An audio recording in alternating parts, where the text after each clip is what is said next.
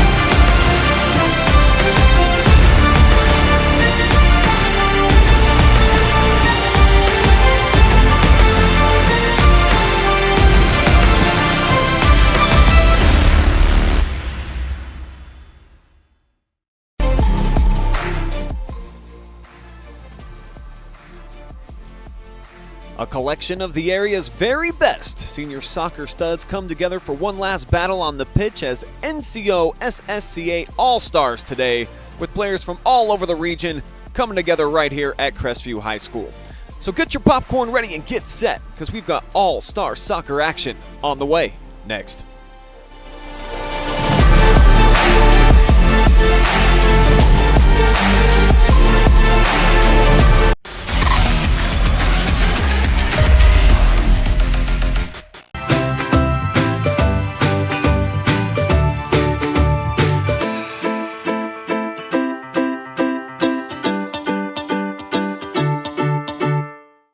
In today's world of supply chain shortages and disruptions, having raw material or finished goods inventory on hand to fill customer orders is more important than ever. Based in North Central Ohio and with locations nationwide, including 5 throughout the Buckeye State, MWD Logistics can find your business the warehouse space needed to manage your distribution and logistic needs. Grow your bottom line with flexible warehousing solutions at MWD Logistics.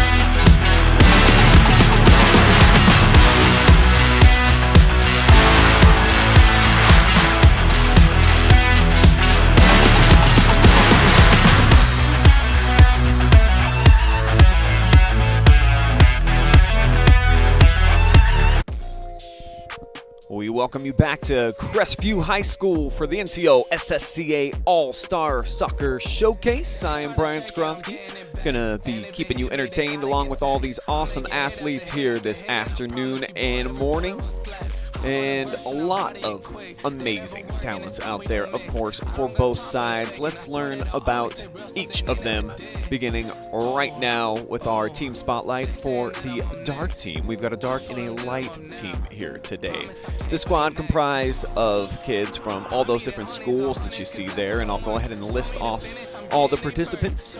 Aiden Berendenson, Connor Hogger, Jaden Beachy, Bryson Schaffner, Caleb Peters, Chris Heidel, Nick Walls, Terrence Corbin, Brody Eric, Zach Turlow, Jackson Husty, Dylan George, Jack Hebel, Nolan Stord, Brendan Hess, Aiden Niebert, Zach Hirschberger, Kelton Baker, Garrett Stacy, Eric Ringel Negretti, Noah Normington Slay, Jacob Savage, and Landon Williams round out this squad. We're going to take a little bit of a closer look now, though, at the Lexington 7 seniors, the Minutemen, 4 district championships. Look at all those wins. Gaudy totals right there. 15 of those coming this season, where they went all the way to the regional semifinals yet again, in a squad that was just absolutely loaded with seniors this year. I believe they had like a dozen of them on the squad, and half of them going to be participating today, so they make up like 28% of the total team roster on the dark side. Pretty incredible stuff. Also want to showcase the Clear Fork 4 seniors that are being showcased today, as we'll dive inside of their team spotlight. And, you know, what unbelievable careers, certainly, for these 4 who went 10-7-1 this season. Connor Hogger, of course, one of the best scorers in the area. 19 goals for him, also shelled out 16 assists. Beachy as well, 9 goals and a dozen assists for him. So those 4 Clear Fork players certainly expecting to get a lot of playing time here this afternoon, as everyone's getting lined up, ready to march out onto the field to take center stage in this all-star showcase. I guess I already filled you in on the roster, but we'll show you guys on paper here everyone that's going to be participating for the Dark All-Stars. There they are. See a lot of Lexington and Clear Fork out there. Loudonville as well, with 4 participants here today. Ashland with the 1, and then a couple of dudes from Huron. On the other side of the pitch today, the gentlemen wearing the light jerseys. Take a look at their team spotlight and where they're all from here today. See a couple extra teams. A lot of local flavor with Mansfield Senior, Mansfield Christian, Madison, the 3 teams from Mansfield, along with Ontario, coming together to be teammates here today. Interesting stuff. The Madison seniors, though, how about the Rams and increasing their win total each varsity season that they've been around? 12 victories for them this year, and they scored a whole bunch of goals. So it was certainly cool to see their progression, getting a lot of time as youngsters and then blossoming into the seniors that they are now.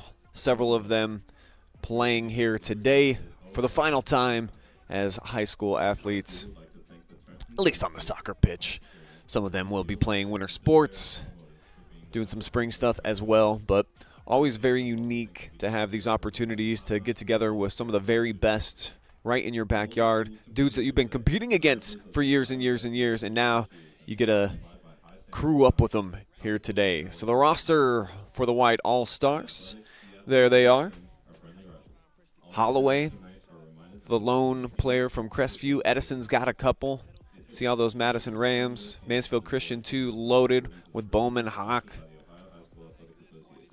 Zerby, Wyszynski, Isaac McFadden, and then a pair of players from Ontario and Port Clinton as well. Pause for a brief moment, though, as we will honor America the day after Veterans Day, here with the playing of our national anthem.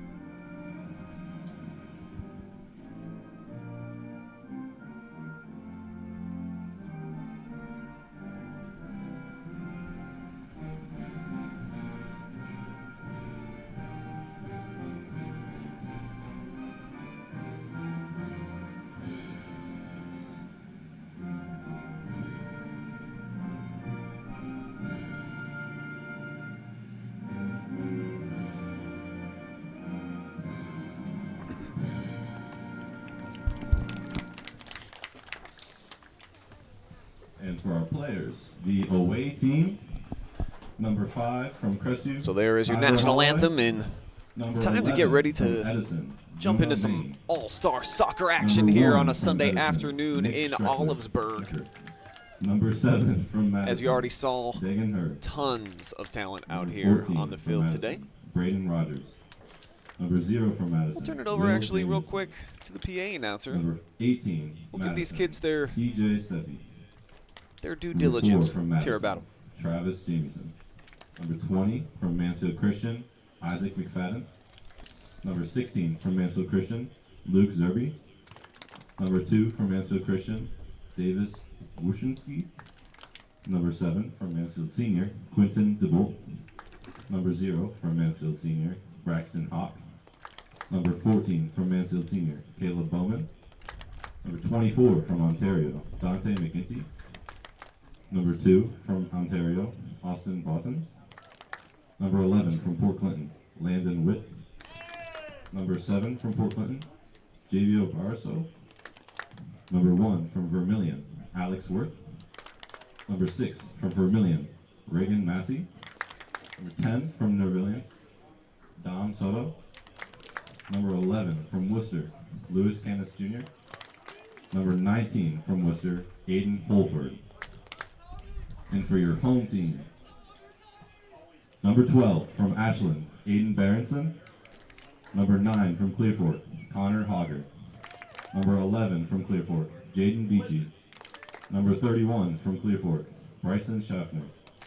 Number 5 from Clearfork, Caleb Peters. Number 8 from Huron, Chris Heidel. Number 6 from Huron, Nick Walls. Number 16 from Lexington, Terrence Corbin. Number 6 from Lexington, Brody Eric.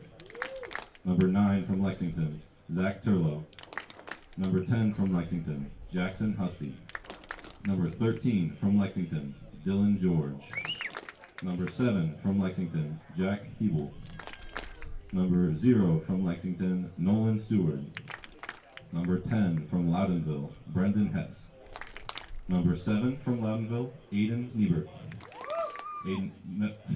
Number 6 from Loudonville, Zeke Hirschberger. Number 11 from Loudonville, Kelton Baker. Number 10 from Mount Vernon, Garrett Stacy. Number 7 from Norwalk, Eric Rangold McGreet. Number 0 from Perkins, Noah Normington Slay. Number 12 from Perkins, Jacob Savage. Number 8 from Perkins, Landon Williams.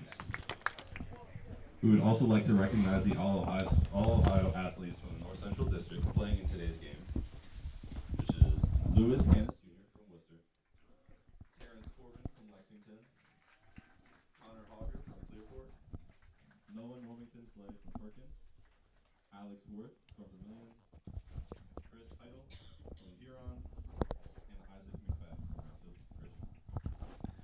So there are your rosters for the light and the dark teams this afternoon here at Crestview High School for today's All-Star Contests. And a special guest joining me right now in the booth. I've got Chris Laux with me. the head of the NCOSSCA here in the area, and for the coaches, and that comes with a lot of responsibility. We got some characters out there on the local sidelines, Chris. So good for you. Yes, we do. Yes, we do. But you know what? We appreciate the coaches that are out here today helping us coach these teams today, and we really do got a good set of coaches. So a lot of veteran coaches have been around a long time. So yeah, I'm just happy we have a beautiful day. As not something like 2 years ago, Brian. I'm sure you remember that one. Well, great memories actually. I mean, I'm sure that the athletes maybe don't remember it quite as fondly as we do on the OH report, all bundled up in the press box. But that snow flurry was something. That was something else. So yeah, the boys played first that day, and it snowed. It started out nothing. It snowed during the game. I think accumulated to 3 inches. The boys loved it. They were doing snow angels in and after the game and stuff. And then the girls' game, I mean, we stopped at halftime. They they had enough. They had enough, and I don't think we could even see the lines. The ball was accumulating ice on it, and so yeah, it was quite the adventure. So I'm glad we have a beautiful, gorgeous day today. So. We do indeed, and a ton of spectacular talent out there here this afternoon. So I look forward to always seeing how they're going to pair and mesh with one another, usually rivals, and plenty of Mansfield flavor all lined up on the same side of the equation today. So it's a little bit different each year in terms of how you break down the rosters. What was the thought process heading into 2023? Yeah, in the past we've done a little bit of both. We've done, we've mixed up the because our North Central District, goes basically from the Mansfield area all the way up to the lake. And so, we have, a pretty big area that we cover in terms of our district is concerned. So in the past, we've kind of done a combination of this where we kind of divide the teams up. And we've also done where kind of a lot of the schools in the northern part of the district belong to the SBC conference. Yes. And so in the past, we've done SBC conference All-Stars versus kind of everybody else, or Mansfield area All-Stars, if you want to call them that. So, but this year we're back to mixing them up. In the district, I have 2 vice presidents. I have a vice president of boys and a vice president of girls. The vice president of boys is Matt Asher, who's one of the coaches today. So their main responsibility in that role is to coordinate this game. So Matt put together the rosters for the boys today. So it's easy to pick out that obviously there's a ton of Lexington involved here today. Obviously, Mansfield Christian has a lot of guys out there. Do coaches nominate these athletes, and then you guys kind of pick from that pool? Yes, they do, and then we want people that got all district honors. So if you didn't receive an all district honor, I mean, you can nominate that senior, but we want to keep it an all-star game. And so the first preference, and actually we ask the coaches to nominate, in a particular order as well. And so if we have to, cut or not, bring somebody on, we know, kind of what the order is from the individual. Got a little breakaway from the individual schools. So yeah, and I think in the case of the boys this year, I think everybody that was nominated was able to be a part of this game today. So on the girls' side, we had to limit the numbers, because at the same time you don't want too many out here where you really don't get much playing time either. So I mean, if you had 50 some kids out here, then you got a lot of time sitting on the bench, and we want the kids want to come out and play. So no question about it.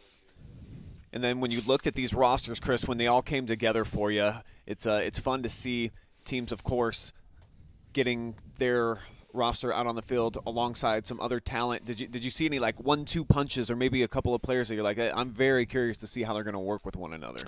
Well, yeah, that's a good question. I think on the dark side, obviously, I mean, you got to look at your all Ohio players. So I think Terrence Corbin and from Lexington and Connor Hogger from Clear Fork, and then on the other side where's Alex Worth? Is he on the Vermilion?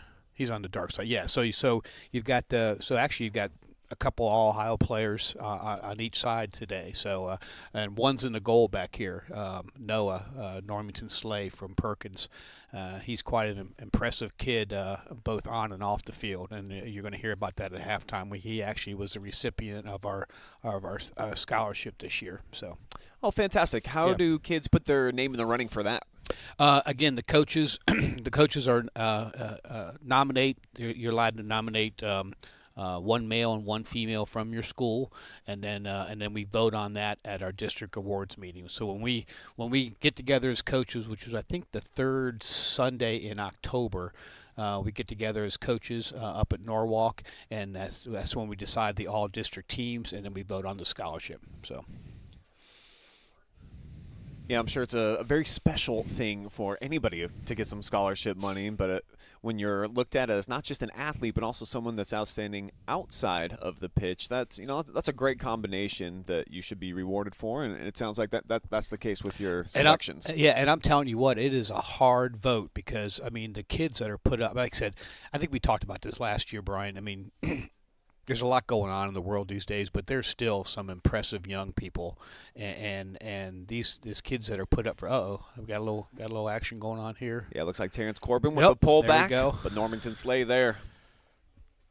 So I mean, it's difficult because I mean a lot of these kids are. I mean, I think Noah is the valedictorian, or he's first in his class. Oh wow! And and then and I think there were other kids that were nominated that were first in their class, at least top 5. I mean, like I said, you've got some pretty impressive kids, and so it's a difficult vote. But I think this kid was well deserving of the honor. So, and that's probably the biggest thing that I'm proud of since I've been the president. I think this is my 11th year.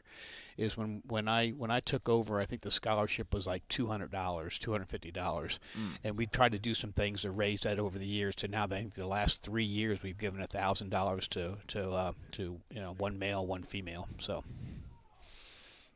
yeah, very cool. Always glad to try to help with that process as well, with our sponsors jumping on board for this game. 50%, of course, goes back to the NCOSSCA. So we're very happy that we've been a part of this for the last several seasons and hope to continue as strong partners into the future, Chris, for sure. We appreciate all you do. I know you do an outstanding job, covering high school sports in the area, and we appreciate the fact that you're supporting that project. So, well, thank you, Chris. Yeah. Well, it looks like offensively so far, we have not seen a whole lot yet from the Dart crew. They've been able to get down there into scoring territory a couple times. No shots just yet. It seems like the white kids definitely, they've got kind of the run of play right here. It's interesting to call it the dark side and then the white side. Isn't it? That's right. Yeah, we can call it home and away, I guess, if you want. So sure. But yeah, no, I think it's again same thing. It's probably going to take a few minutes for these boys to kind of get an idea of what their teammates are like in terms of their movement on the field. So I think, but they'll get the hang of it pretty quickly, and I think you'll see some good flow going back and forth here. So. Yeah, I love what we've seen from Jonah Main so far from Edison. He's kind of been cooking up top here for these first 7 minutes or so for the white squad. And I'd like to see this combination of Connor and Lewis from Worcester up top as well. I think that's that is up top with him. Number 7. I believe that's Eric Ringel Negretti. Oh, sorry. Okay. Yeah, from Norwalk. Very talented goal scorer. Got to see him a couple of times in the tournament. I think almost 40 goals on the season. Wow, that's impressive. There's Terrence at it again. Oh. And the shot comes in from McFadden. Nice. Another good-looking save. Normington Slay taking his time, as he should. So, Brian, right there, and I know I did the Ontario Madison girls game with you, and we talked about that particular play right there of taking that ball to the end line and cutting it back, and just how effective that is, and that's what Terrence Corbin did with that right there. So, but Normington Slay was up to the task. Like maybe just a kind of a miss hit there from Nick Strecker, trying to make a move. So off the turnover. Who's in the goal back here for the white side?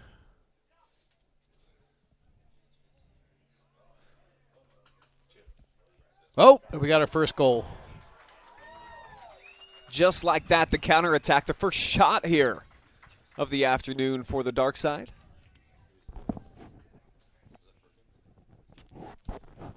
Yeah, we'll number have to 8, rewind this. Number 8 from Perkins. I think that's who it is. So Landon Williams. Goal number 8, Landon Williams. Yeah, let me dial this back. We'll show that to you guys one more time. Happened pretty quick. Yes. Just a nice ball over the top. And kind of what you're talking about, Brian. I think the white jerseys kind of had a run of play, but the dark jerseys were getting their attack was going to be on a quick counter like that, and that's what happened. So. And that's the gift and the curse of the beautiful game is that you can certainly be outplaying your opponent like we've seen Maine and company do so far, but if you just put one nice strike on the ball, changes everything. Yes, it does. Just like it did on our scoreboard here. Yep. I was down watching the girls' state finals on Friday, and similar situation in the Rocky River Cincinnati Summit Country Day game.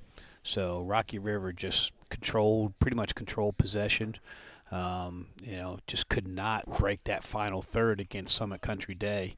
And they hung on to win 1-0, and their goal was unfortunately an own goal by Rocky River. So Summit Country Day had a corner kick, and their keeper made a nice save, knocked it out, and the defender went to clear it and knocked it in the net.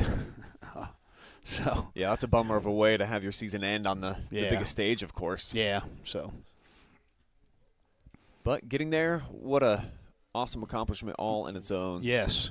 Just to get down to Columbus. Yes. Nice build-up yet again. Yes. Trying to get it up top for Connor Hager. And now we'll see if Beachy's able to do that. Plays it off. Here's Connor trying to set up his right foot. Had to push it wide. Cut back against the grain. Nice move in the second goal. Go. Beautiful stuff there from Mr. Hager. Goal number 9, Connor Hager. All right, looks like we got a hockey line change here. And a second look on our Contact Industries replay. I mean, that's just all Connor Hager. I like the delivery from Beachy, but then Connor had to keep taking touches out wide. I'm not sure if that was Beachy. I think number 10. I think it's number 10 from Perkins. Oh, excuse me. Yeah. Yeah, or Mount Vernon. Is that Mount Vernon? Is there 2 number 10s? So Garrett Stacy. Yeah, Garrett Stacy. Yes. We'll give him a half assist. That's right. That's right. Yeah. No, he definitely set him up. But yeah, no, that was a nice individual move by Connor. So, and Connor was one of our All-Ohio honorees from our district. Made second team All-Ohio.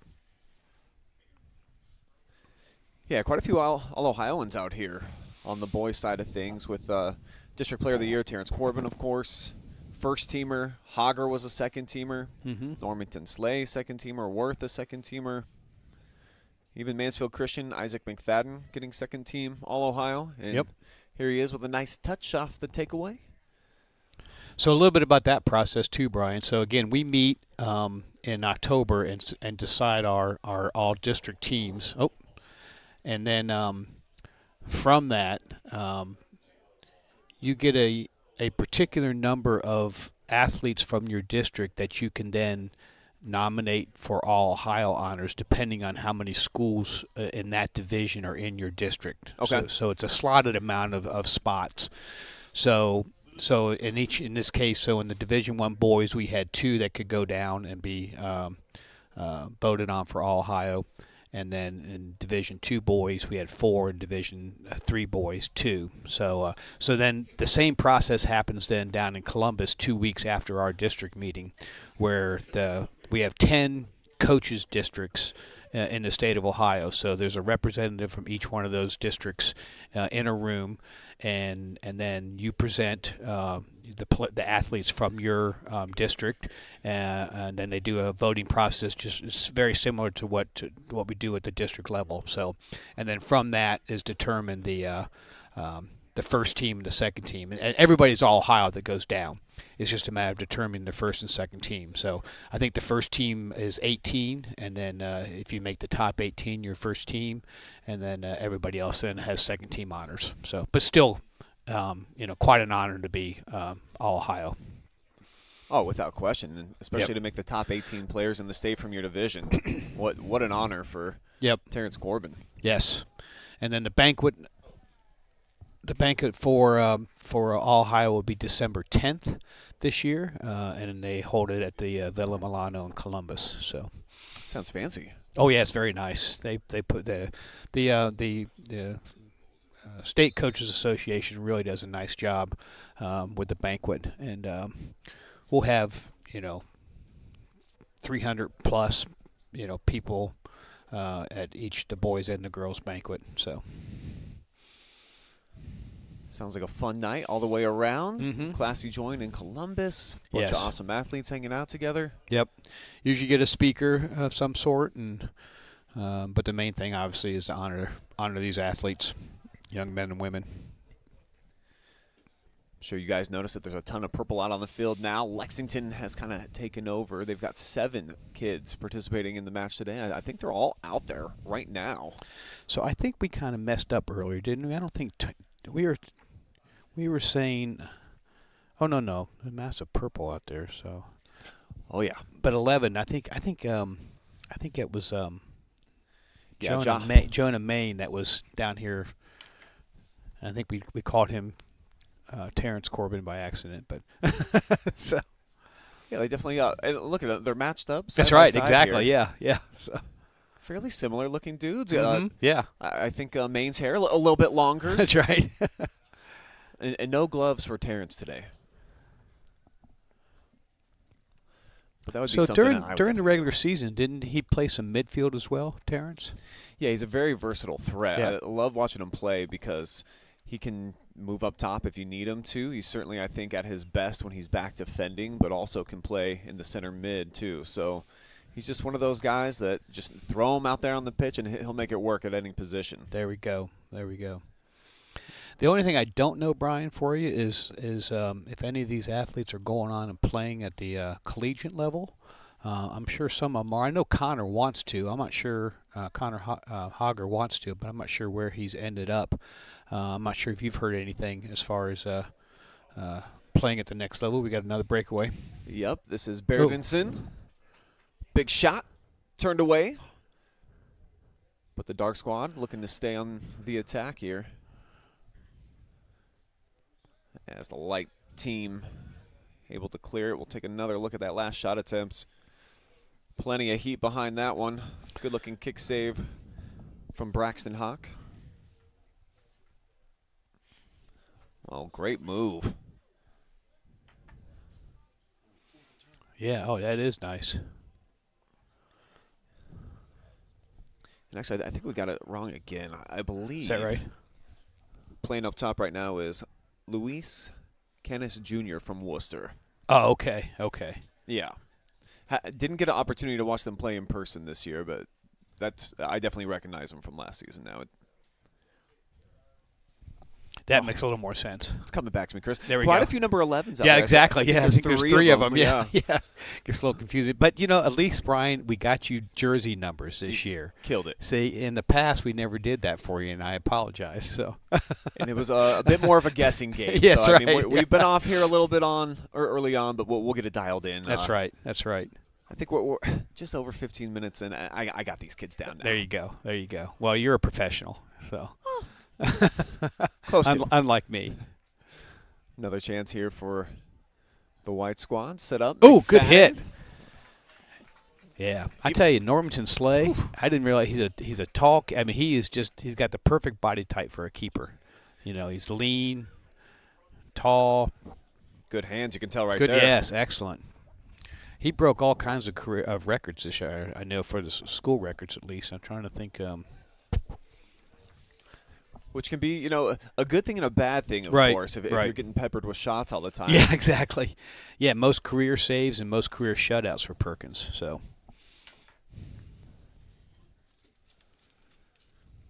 Yeah, he's been fantastic so far here in the early going of the match. Made a couple of really awesome saves. We got a corner. Let's see if the white team can convert on this set piece. Or is it a corner? Yeah, okay. It's going to be Davis Wyszynski getting it teed up. He's going to play it back post over Normanton Slay. McFadden good sets layback, it up. nice hit. Oh, another great scoring opportunity. Good hustle today by Corns. And offsides, I believe, is going to be the whistle here. No, I think we're going back to the corner again. So You're right. Yeah, over the touchline. Terrence was trying to make a hustle play and get that thing out of the sideline for a throw-in instead, but must have went over the end line. Wyszynski again, basically the same ball placement and a header this time. Yeah. Some more quality looks, but that keeper, he's adding to those gaudy totals. Yes. Oh, man. Yeah, what a great setup. Yeah. Center cut, and that's Canis Jr. Yes, right. Yeah, he's impressive.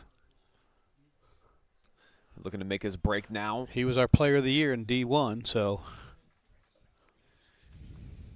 Yeah, you see the foot skills. Yeah, trying to he's turn the quick. corner. Sets it up. McFadden. Yeah, nice play. Who's sixth defensively? Just missed on the one-timer. Maybe Vermillion, Reagan Massey. I'm looking on the wrong side. Nick Walls from Huron, I bet. Nice play defensively. Or maybe Zeke Hirschberger from Loudonville. Have to check on that one. Got your numbers, but when there's multiple ones, it makes it even harder, right? It narrows it down, but not completely. Here we go. Another solid setup to the middle. Oh, Canis snuck one in Jr. that time. There we go. So finally, after multiple quality buildups, Yes. Luis Canis Jr. Who was that on the cross there? And letting him hear it. Number 1? Nick Strecker, perhaps. Yes. Good competitive game, Brian. This is what we want. Yeah, certainly there's been a lot of flair out there for both sides. And the goals, the last two goals that we saw from Hager, and then the latest, just awesome individual efforts. Solid setup there. And it's just a 1-goal differential.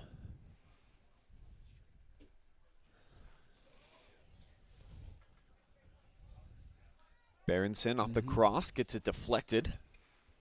Try it again here. Lobs it back post. Just a little bit too tall for the intended target, Jack Hebel.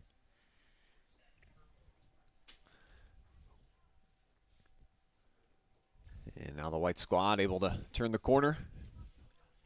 Looking to get on the counterattack. Good ball.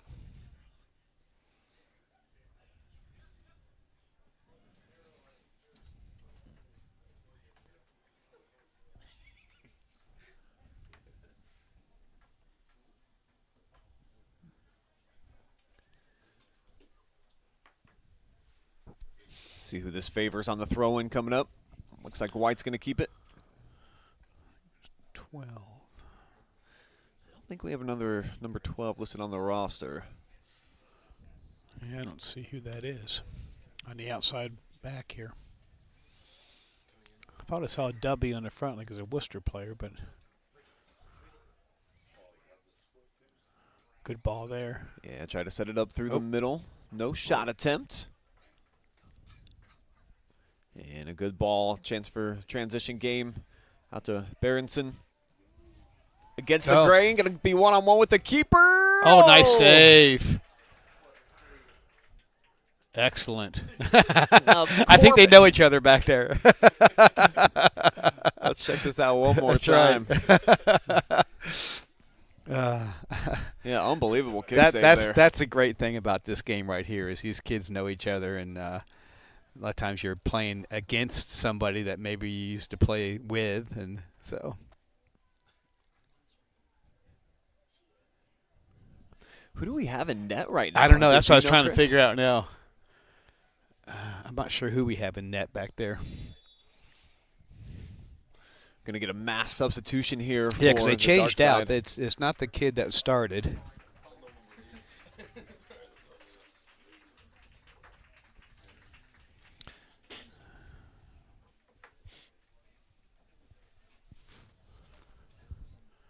So, all right, Brian, well, I'm going to pop off real quick, go next door and talk with the folks next door a little bit, and I'll be back. Sounds great. All right. Thanks, Chris. Yep.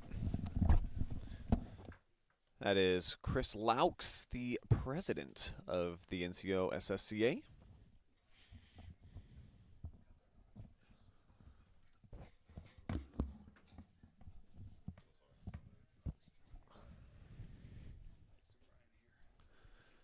You want to jump on the mic, Coach? All right, I'll be a solo act here for a little while. We are hoping that we get a couple of coaches pop their way in to the press box at some point here this afternoon. As we get a little hesitation, nice move. And Normanton Slay able to dive on top of that one, ends a threat.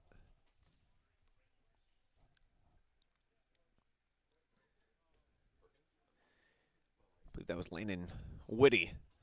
Was able to make that move into the box.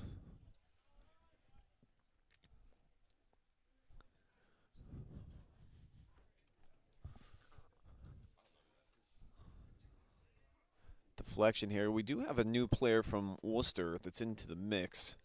Might be Aiden Holford. Wear number 12 instead of 19.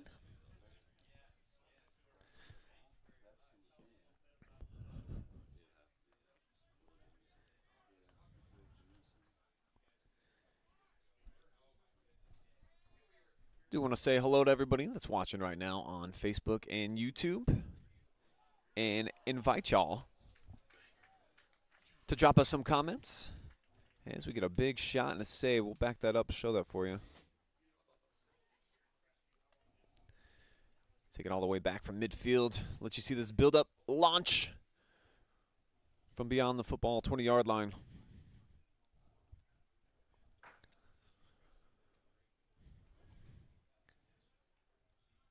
As we're just over 23 minutes gone by here. This all-star matchup, all seniors out here from schools all over North Central Ohio and beyond. Here's Rangel Negretti losing his footing there when head-to-head with Braden Rogers. He is able to earn a corner kick for the dark side. Actually, it looks like it's going to be a deep throw-in. And this one whipped into the box, headed out of there. Defended nicely yet again by the Madison Ram.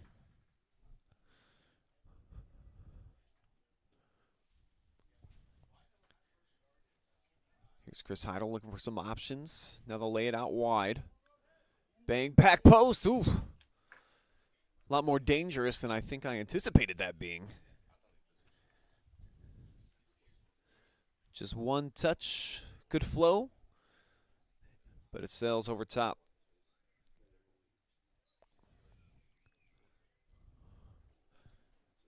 Landon Williams with the latest shot attempt here.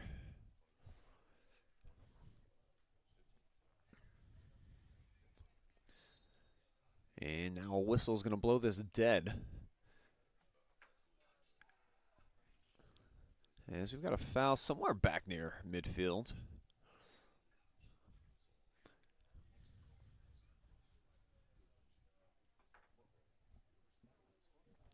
Or maybe a deflection and just a throw-in coming up here.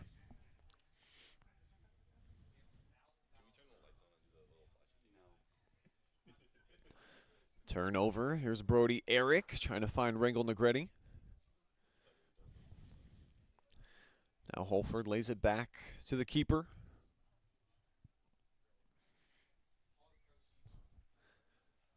I think that's Will Jamison back there in the net for the Madison Rams.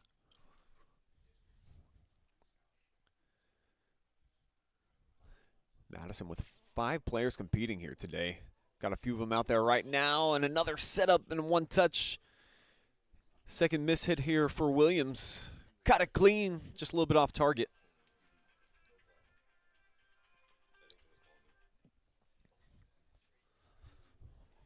Hope everybody out there enjoying the beginning of the holiday season. It is here once Halloween hits. Then turn the calendar over to November, and we got Thanksgiving coming up here pretty soon. Or in my house, it kind of looks like it's Christmas already. As that just around the corner as well. And I can't believe that the shopping venues already got the Mariah Carey blaring. Telling you to get your gifts below the tree. I mean, it seems like it comes earlier and earlier each year. Christmas season just, you can't keep it away. but it is a magical time.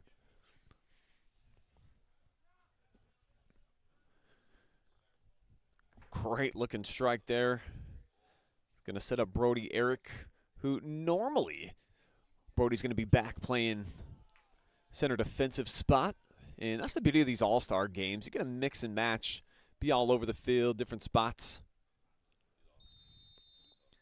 Whistle's going to blow it dead off sides here against the white team.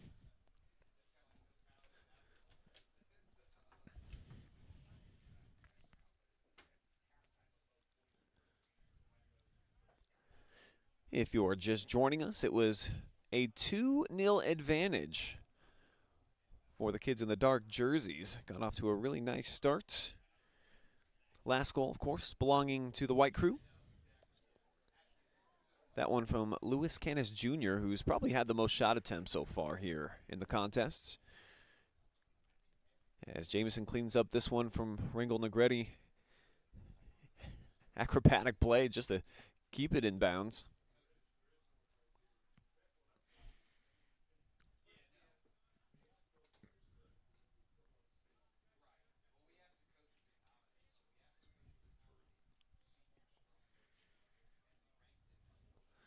Here's Ringel Negretti again. Now to Williams. Tried to shoot it across the defense for Eric. You can see for a dude who plays defense, definitely got some great ball skills. But just to make this game, you got to be an all-district performer. So obviously, no slouch anywhere on the field at any position.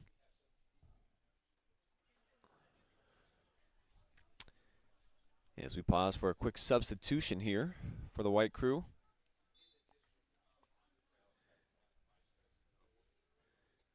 And I think Landon Woody is the player who just checked in from Port Clinton. He's going to be playing up top right now. And they're going to find him immediately. Actually, that's Jonah Main of Edison, fresh off the bench.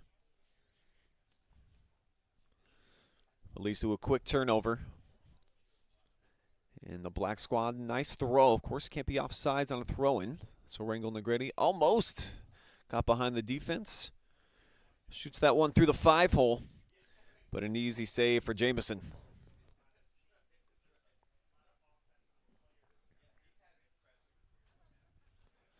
Yeah, awesome career for Eric Ringel Negretti.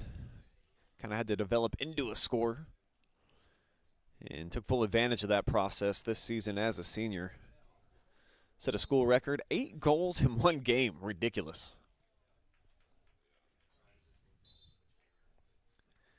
Mass subs yet again coming in for the dark team. And it looks like we'll get 4 Lexington players.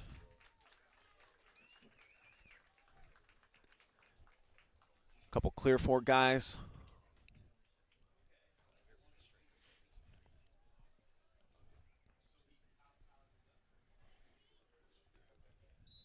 And it's going to be a throw-in for the dark team.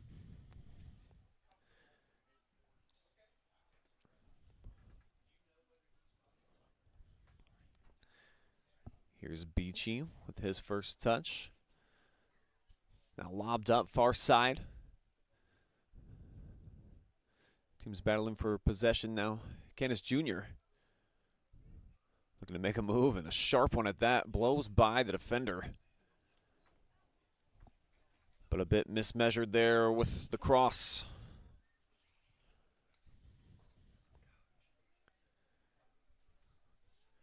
It's going right across the face there.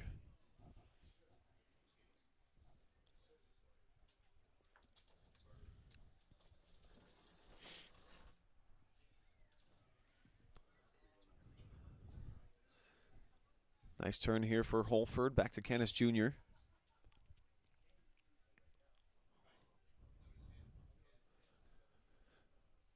White team keeping control of possession.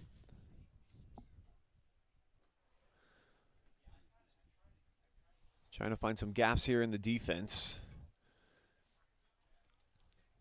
And finding that to be kind of problematic.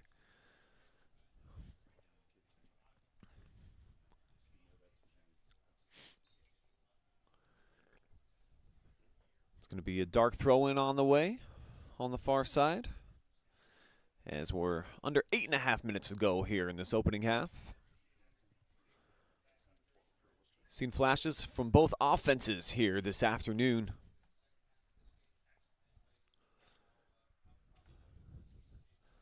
The run of play certainly early was in favor of the white team, though they weren't able to score until after falling in a 2-0 hole.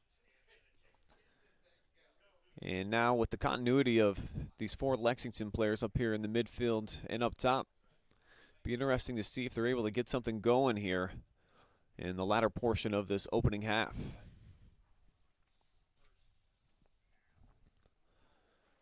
Nice physical play there from Rogers.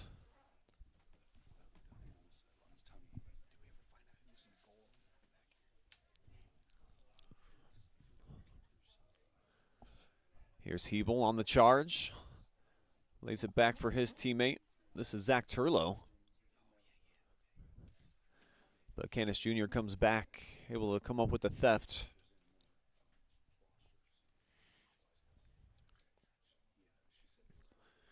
And again, Canis Jr. clogging up the middle, him and Corbin. What a fun head-to-head. Now Terrence going with Turlow. To the middle, one-timer, and a diving save by Jamison.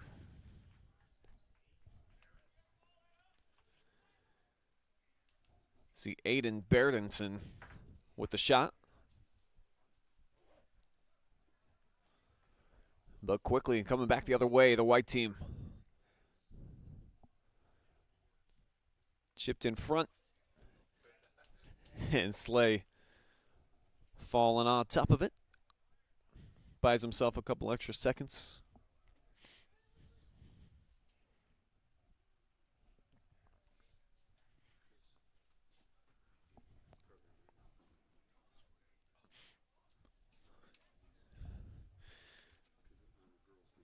And actually, I'm told number 12 from Worcester is Tommy Hungen. I think I got a handwritten note here. Is it Tommy Hungen? Hanson. Thank you, guys.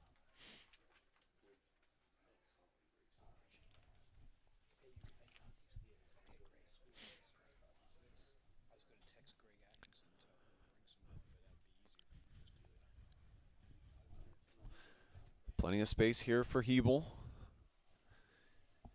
He's going to lay it back, though, here for Bryson Schaffner. Ooh, getting a lot of oohs and ahs from the sideline. We'll run that play back here in a minute. As Hebel looking to find some space, shoots through. And it ends in the hands of the keeper. Let's check this play out one more time. Whoop. Just sifted through the nutmeg, and I mean, what can you do if you're Canis Jr. other than just tip your cap?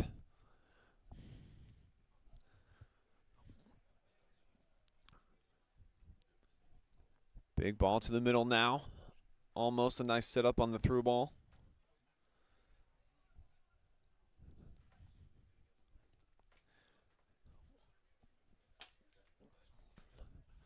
Husty taking his time as Maine comes over with the pressure and forces a turnover as it rolls out of bounds here in front of the bull. Quickly gets it back in.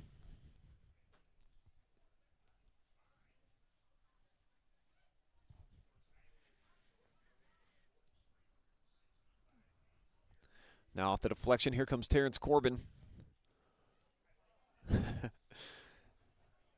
And CJ Steffi coming over to knock it out of bounds. So a dark throw. Just over 4 minutes remaining in this opening half. NCOSSCA All-Star match. Seniors from all over the region competing here today.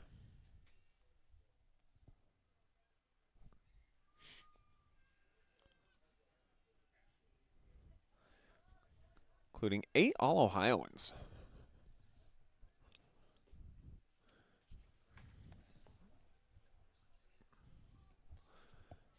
Big cross backside, gonna float over everything. Trying to find Landon Witt. Looks like it's going to be a white ball, though, as they're starting to throw some numbers forward.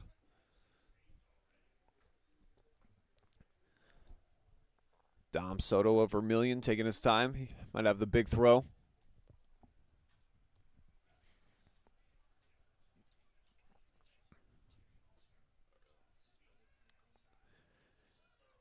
That one a bit off target, trying to get it to Canis Jr. But Hansen coming back into the picture. Keeps control here for the white squad, at least for a moment.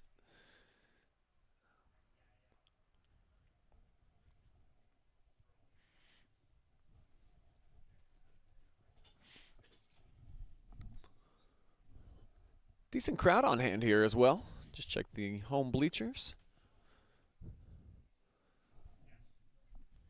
Good capacity here this afternoon.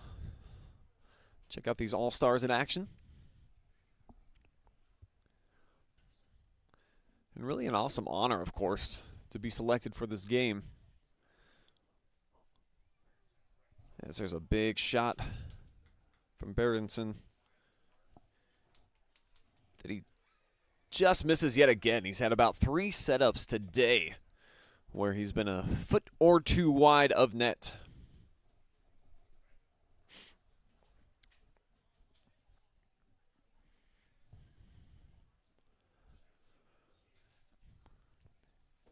As the clock starting to run out here in this first half.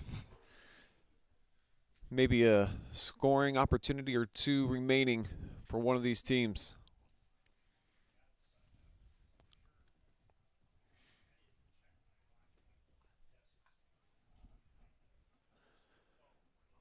Turlow back to Beachy.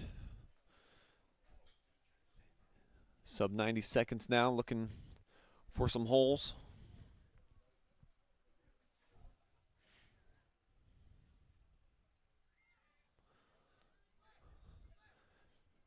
Now Corbin checking the clock, looking to get to work. Turlow with the through ball, intercepted. Rogers stepping in the way. And he catches a piece of it yet again. So these Madison Rams on the back line doing an excellent job right now. He's keeping everything in front of him. Corbin, though, sizzles that one. And Terrence, little rise ball right there off of the football goal post.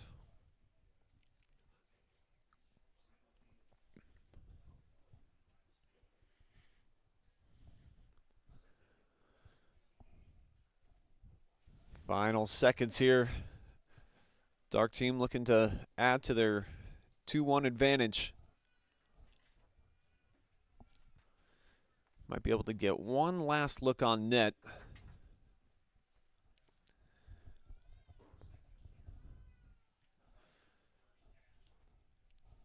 But that actually will take us to the end of 140 minutes in the books.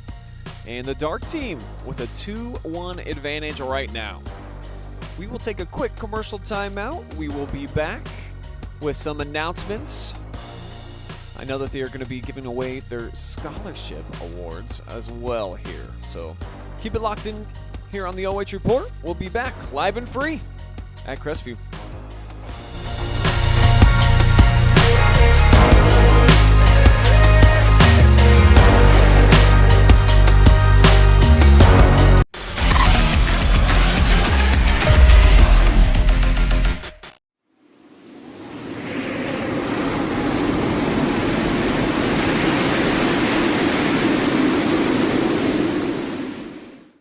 In today's world of supply chain shortages and disruptions, having raw material or finished goods inventory on hand to fill customer orders is more important than ever.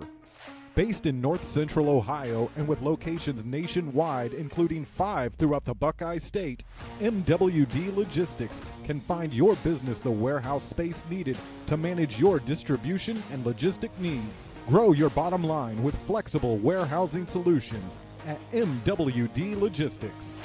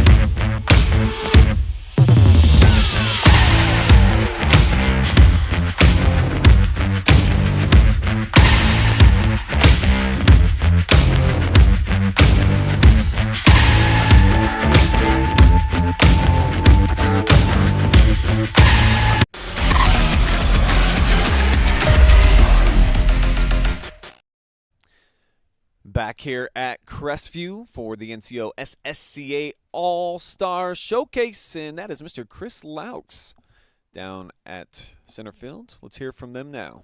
The North Central Ohio Scholastic Soccer Coaches Association is pleased to announce our 2023 scholarship winners.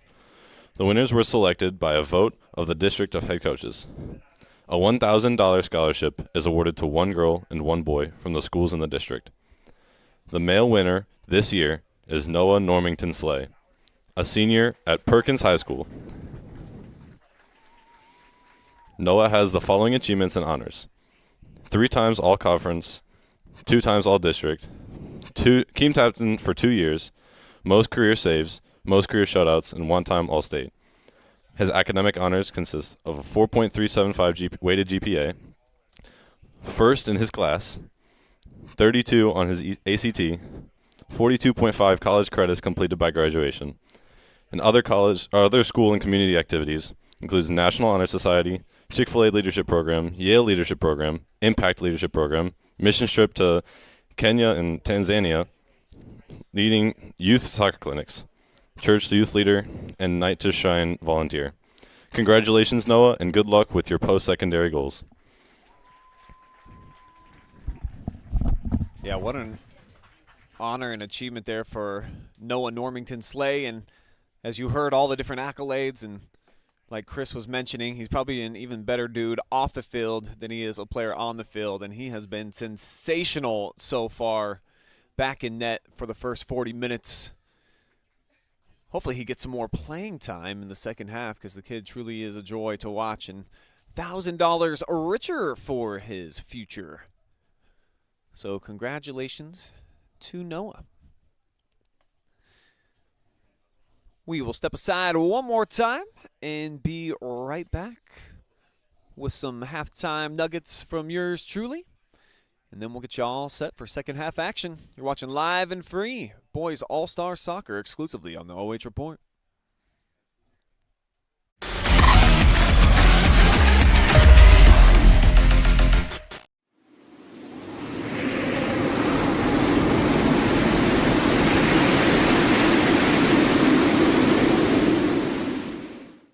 In today's world of supply chain shortages and disruptions, having raw material or finished goods inventory on hand to fill customer orders is more important than ever.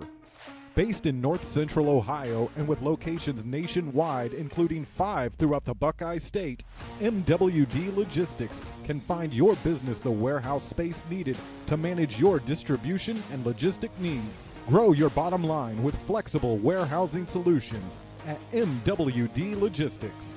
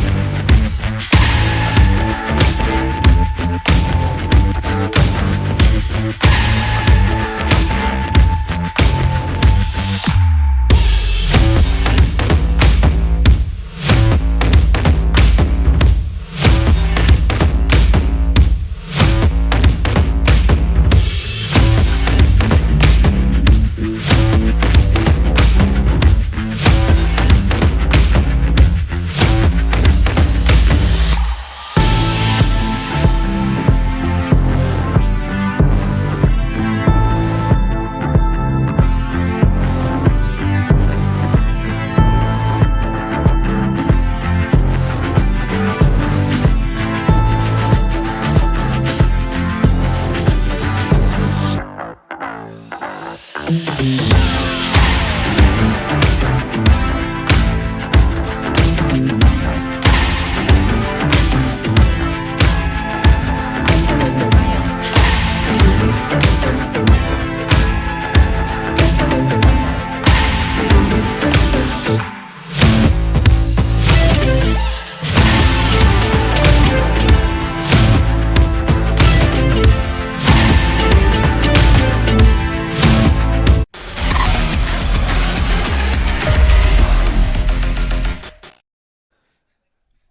welcome you back to Crestview High School, where it is halftime of the NCOSSCA All-Star Game.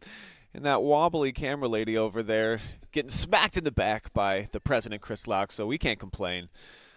Miss Jory Hollenbeck jumping on the mic here with me for a couple of minutes to keep you guys entertained. And Jory, here in November, it's very early. I'd just like you to explain to folks out there your decision to kind of just leap right over the Thanksgiving season and go into Christmas. And it's just happy times, so I just decided to go all out. Why wait? I'm still gonna give Thanksgiving its respect and make a good dinner, but I want my house to be beautiful while I do it. Yeah, make it a bit more jolly. Yeah. Of course. Yeah. The miracle of the Christmas season, though it's not beginning to feel a lot like Christmas just yet, Jory. We got a beautiful day out here, and it's been a fun match so far up to this point. Getting to see a lot of these kids play throughout the course of the last several seasons and now blossoming into these seniors and coming together. This also is kind of a magical time of year for these All-Star games. Yes, it is. I agree. I'm sure these kids are having a jolly old time. Yeah, well, that's the patented smile there on Jory's face. And I'll show you a look here inside of the press box. That's me, Chris, hanging out. Got the Crestview squad down here as well, as they're just about set to get back to action. So we'll say bye.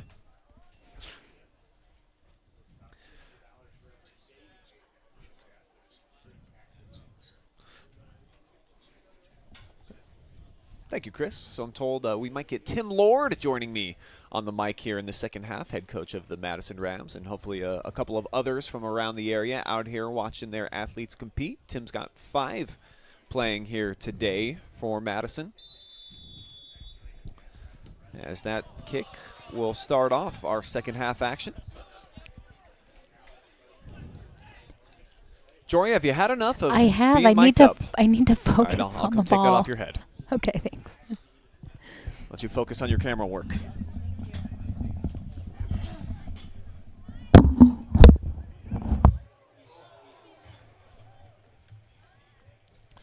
As I return to my seat, I see that we got a shot already.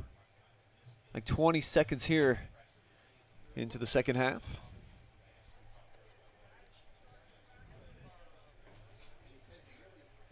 And that's Quentin DeBold of Mansfield Senior laying on that shot attempt. Boy, what a influx it's been for the Tigers program to have Coach DeBolt come through. And, I mean, they've had a 4-pack of DeBolts all playing for the boys program. Can almost field like a whole back line. And Quentin certainly a great leader. Sharp presence there out on the field. Aiden has been that as well. This very physical player from Ashland, able to truck his way through, keep possession, and it's poked away just at the last moment. As Hebel trying to set it up in the middle, and Berenson with the shot. Just not a ton of pace behind that one. So it'll be cleaned up by Jamison. Left-footed shot there for Aiden.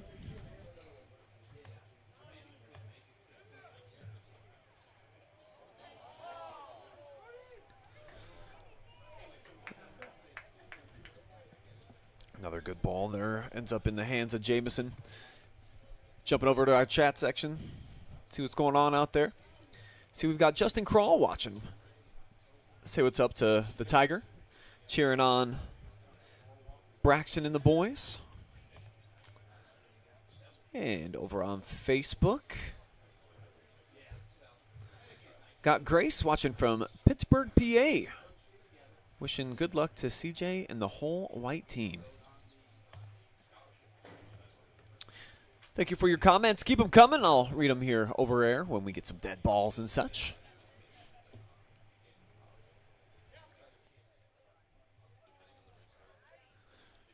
Here's Dylan George. I think he was a little bit indecisive there. Didn't know if he wanted to let it fly or try to shoot it through, and maybe a shot attempt. No deflection.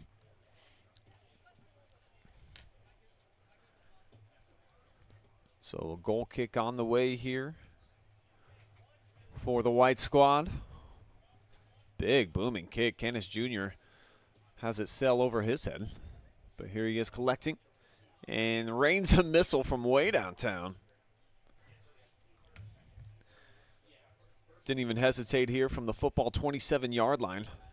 Just kept it low. Tried to punch it into the corner.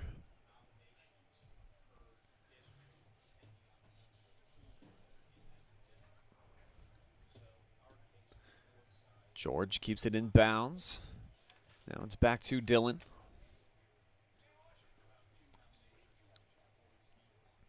Intercepted now, McFadden. Kind of a struggle here for ball handling and position.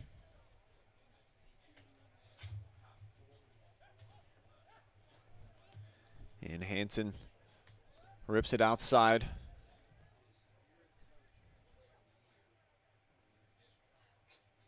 Kind of a unfortunate touch here, yeah, trying to keep it in, and I think off the back heel. So it leads to corner kick. Now McFadden left foot. Easy one for Normington Slay.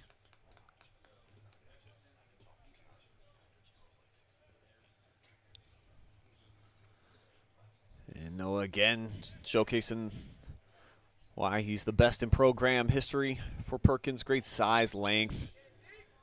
And Canis Jr. going to try to test him right here. Oh, what a move. His left foot. But Noah's there, right place, right time yet again.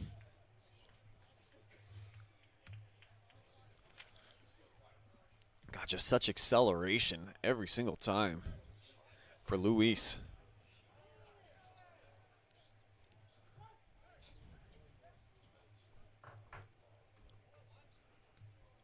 Good build up here in the center of the field for Deegan Herr. Lays it up. Canis Jr. on sides, and he lets it rip for his second goal of the match.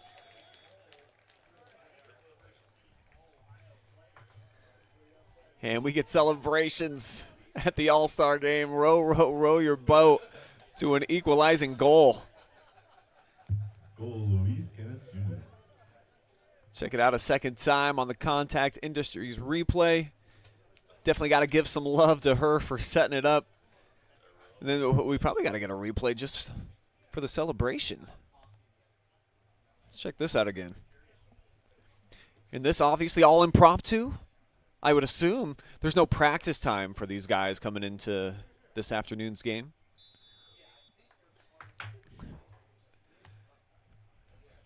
Cool stuff right there. Stuff that I wish we could get that during the regular season. I don't know what the rules are actually. In football, of course, if you do too much celebration, 15-yard penalties, all that kind of stuff.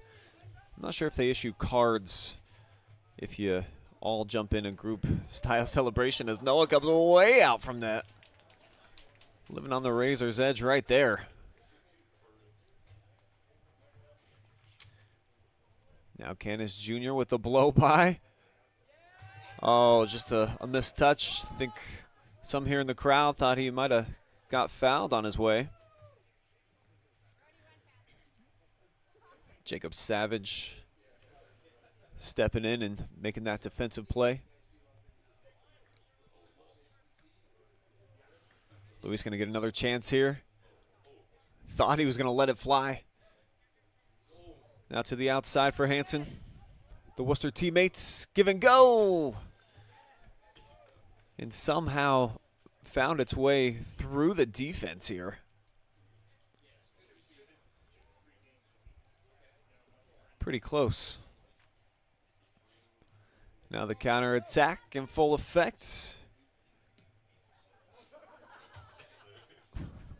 But the keeper coming way out to make that one happen. Let's see who we got in goal now. Looks like Dante McGinty for Ontario, protecting the net.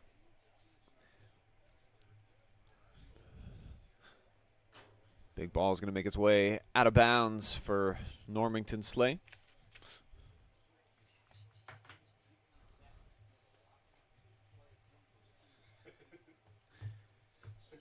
Check back with you guys over on Facebook. No new comments.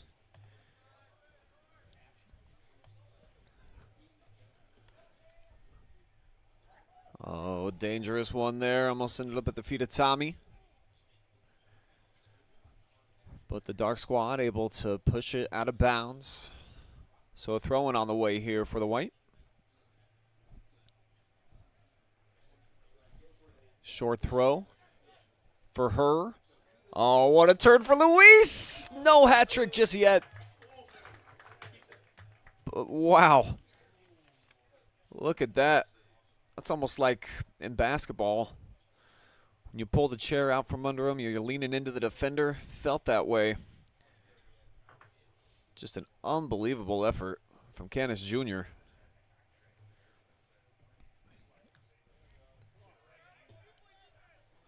Deflected out momentarily. White squad looking to stay after it. And now Hebel tripped up. No whistle comes. It will late. So there you see the foul on the Contact Industries replay. So it's going to set up a free kick opportunity for the Dark team.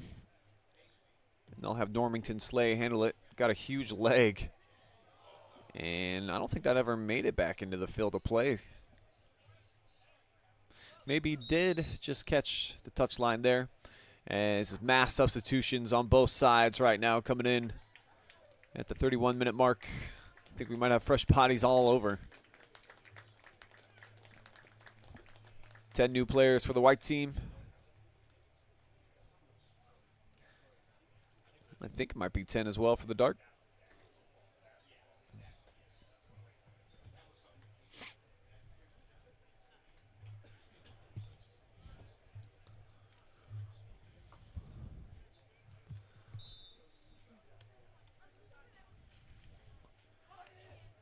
Back to action. Battle for possession here. A couple of headers. Now set up for Ringel Negrete. Out wide and offsides will be the call here. Almost a full yard offside that time.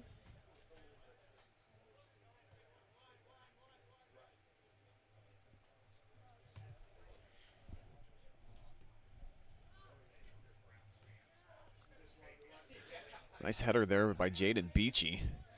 Gets it to the feet of Eric.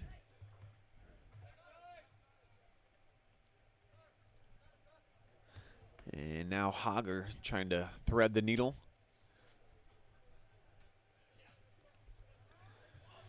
Counter attack. Executed nicely for now. See if we get a shot out of this from the White. They will try to set it up middle.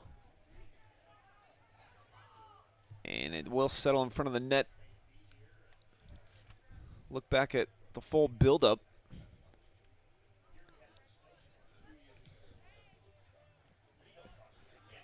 But it's cleaned up there by Noah Normington Slay yet again. Our scholarship award winner this season. And proud to be able to give back to that scholarship. All the sponsors that we get for today's match, 50% goes to the NCOSSCA Scholarship Fund. And handing out $2,000 worth today. One boy recipient. We'll have one in the girls' match as well. That'll kick off at about 2 p.m. here at Crestview. follows right after the boys. What are you thinking, Chris?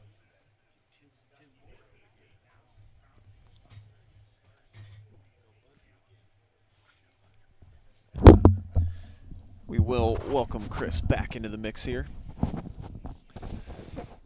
Boy, I got to tell you, Chris, if you were able to keep an eye here on this second half, I don't think there's any question. Luis Kennis Jr., he's the most exciting player on the field so far. Yes, he definitely is. And I am so pleased. We've got a great 2-2 match. I mean, we got a competitive match going on here today. Because in the past, we've had some lopsided ones, which isn't any fun. So, great competition so far. And what will happen if we are all square at the end of 80 minutes? You know, that's a good question. We don't even know, huh? Okay. I don't know. So we'll all be sitting on the edge of our seats if that ends up being the case. I'd kind of like to see maybe a PK shootout. That'd be fun, Chris. You know, I might have to go down there and talk to the coaches about that. I think that's what we're going to have to do. If we can make it up on the fly? Without a doubt. Why I not? think we do, yes. Because a lot of Americans, that's what they hate about soccer, is that sometimes there can be no decider. Yeah, right. So, in an all-star game, I mean, exactly. Of course they're all winners out here, but can't we have an ultimate winner at the end of the day? I agree with you. I might have to go down there and check that out. I think we just go right to PKs. So dig it. Oh, here we got a breakaway. Yeah, Corbin. Terrence Corbin with a chance. Back post. Oh, just off the money right there. Thought he was going to cash in a check to go on top.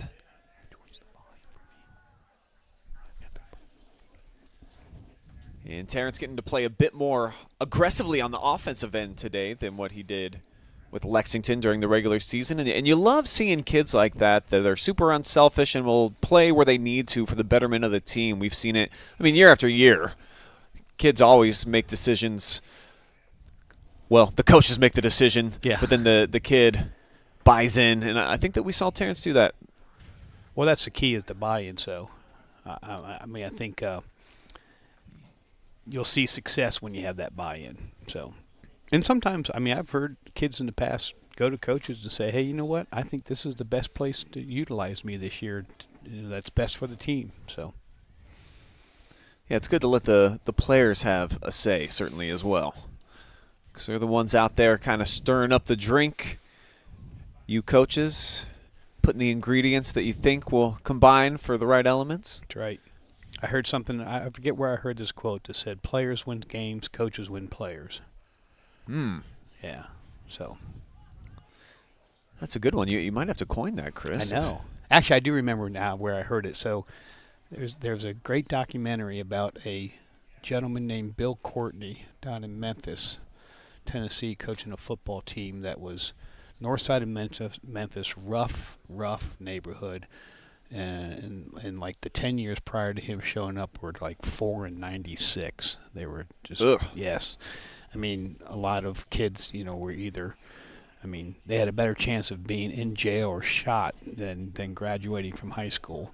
And the documentary is called Undefeated, and then he's got a podcast and he's written a book. But anyway, I was watching the documentary. And that's where it came from. He said, players win games, and coaches win players. And so that was he had to go in there and win those players confidence and respect, and he turned that high school around. So, yeah, not an easy thing to take a losing culture and then build it obviously into a dominant program. You don't see that often. And great first touch here. There you go. I think just a bit too wide, but they're going to keep it inbounds here. And off the setup, center cut. Not a lot behind that shot, but the build-up, fabulous. Because you got some kids in the black. I know Connor Hogger. I'm not sure how much defense he played down at Clear Fork. So I don't think it's on. Not that he can't. Yeah, they certainly needed him to be an active goal scorer each year. Yes. Of his high school career. Got playing time even as a freshman. Oh, nice. What a delivery there. And the go-ahead goal for the Dark Squad. Oh, let's see what celebration we got going on here now. So, they're going to need the ball. I think we have the bowling pin going on. Will it be a strike? It will! Exit out. What a setup. Beautiful shot there. And Jaden Beachy with the goal. Jaden Beachy, yeah. And then followed it up with a strike. Was that the assist? Number 11 was Jaden Beachy. Yes, from Clear Fork. Sorry.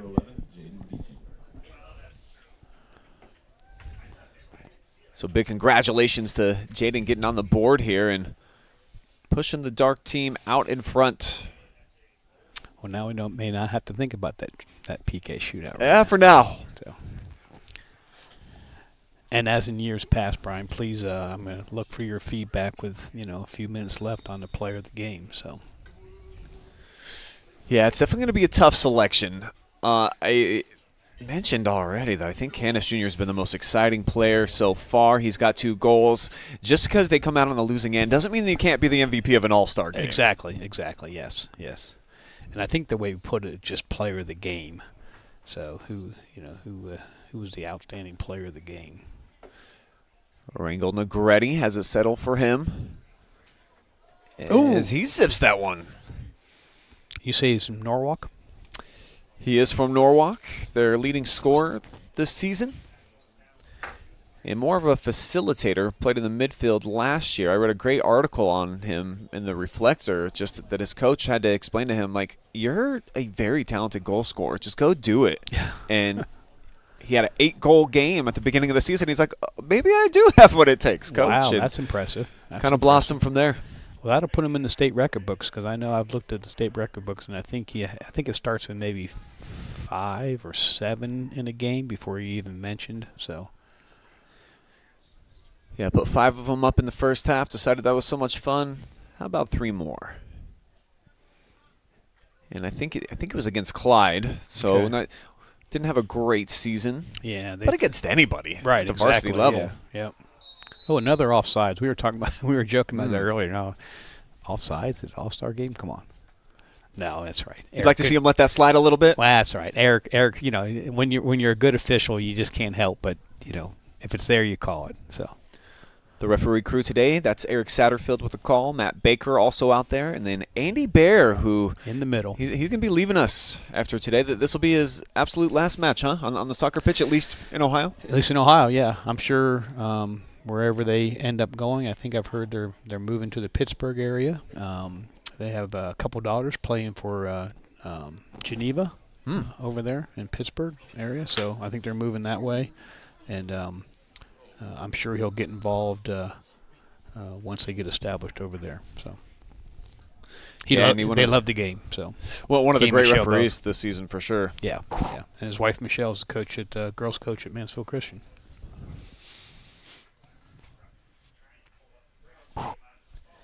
This one gonna race out of bounds as just unable to keep it in there. Caleb Bowman. Yeah, I remember when Andy first moved to the area. So I coached down at Clear Fork, and before I think it was around, it was probably around 2000, maybe 8 or 9, that we started to play at our stadium field. But prior to that, we played at a field down in Butler. And so this is early. This is probably 2006 or 7. I started in 2006, so we had a scrimmage down there at Butler, and Andy showed up, and I didn't know who he was at all. And so it's been great to have him in the area.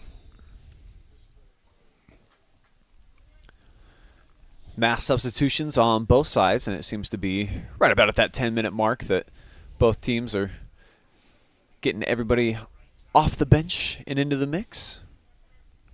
So pretty even playing time for everybody out here. Yep. I think they were mix and matching a little bit more in the first half, kind of sticking with the units that they have here in the second. As here's the Worcester product, Canis Jr. back into the fold. Now Hansen shot that through, and don't think it was touched. So this will be a goal kick. So we were saying earlier that I thought there was 2 keepers on the for the Dark dark team, dark squad. But I don't think Normanton Slay has been out of the game yet. Yeah, he's gone the full 60 minutes so far. And, I mean, no disrespect to whoever the backup keeper would be, they're probably in good hands having him out there. I was talking to him at halftime because I was asking whether he was going to play anything, college soccer at the next level, and he said really nothing. Uh-oh. Big hodgepodge of bodies out there. And that one ripped but deflected back. Corbin able to push it to the midfield. Now we got transition here. Here comes Aiden, 3-on-3. Set up to the outside. And Brody Eric offsides. Mr. Satterfield again says no, no, no. Oh, yeah. So breaking some hearts out there, especially for a guy like Brody. Got some groans from the crowd there. Yeah, Brody, I believe, played center backer the entire season. So getting to play up top today, definitely a treat for him. That's the other fun thing about these All-Star games. You'll see a little bit of that, Guys that traditionally, not being able to play up front or an opportunity to score, get a chance to do that. So anyway, so I was talking to Noah at halftime when I was giving him his check for the scholarship, and I asked him if he was going to play soccer the next level, and he said he wasn't sure yet. He hadn't had that much interest. From colleges or for himself? From colleges. So. Gotcha. But at the same time, and it's a different world out there, Brian. So I said, you also got to kind of recruit yourself and express interest in where you may want to attend, and that's you get more attention then. And he said, yeah, that's fine. He goes, you know what? He goes, if it happens, it happens. That's fine. If not, it's no big deal. He said, it's not like soccer is that huge part of my life. He said, I've got other things that, other goals, other things I want to do, and that's great. But I also found out he kicks for the football team. And I guess strong leg. I guess he's talking to the folks next door. I says he's good from some mid-40s, and and they're still in. Perkins is still in. They play. They're a powerhouse. Yeah. So yeah, they're the favorite. They're the number one seed in their region. Yeah. So they got Glenville now, right? I think. Oh, that's right. Yeah, maybe they're not the favorite coming up in this matchup. Yeah. So defending state champions. But anyway, so good ball. What a ball, Eric! Can't get there.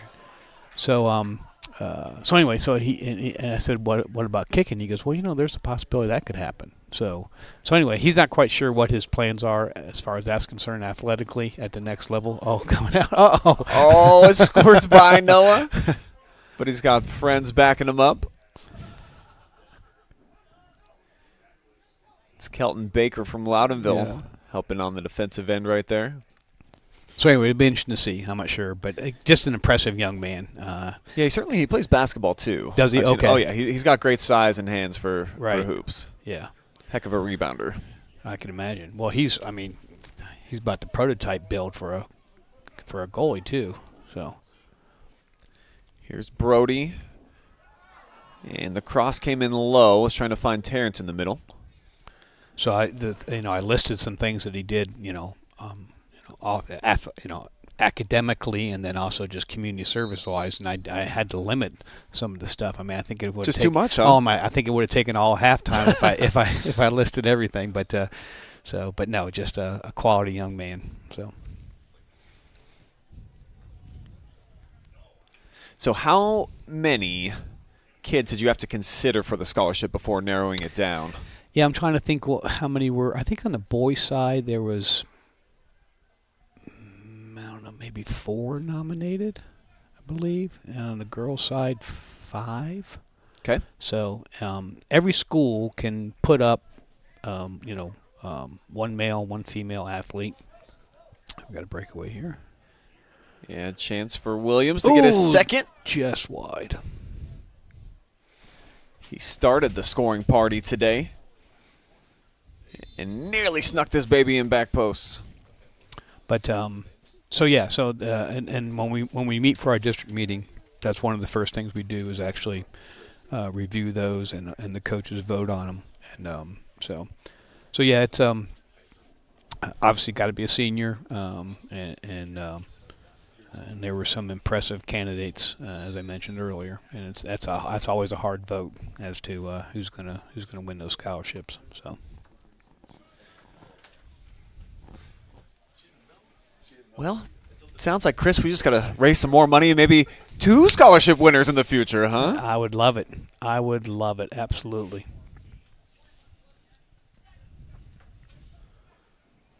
Here's Hebel. Good ball in the mix. Oh. That one was just a little bit tall. I think Terrence Corbin, does he play basketball too? Oh, nice save. Excellent. Hebel, you're talking? No, I'm sorry. Yeah, Corbin. I'm not sure if he plays basketball. not sure if he does. He looks like he'd play basketball. Yeah. Give and go. Oh, another nice save and a follow-up. There we go. So off the follow-up, Aiden with the goal. And flipping with spirit there. That's right.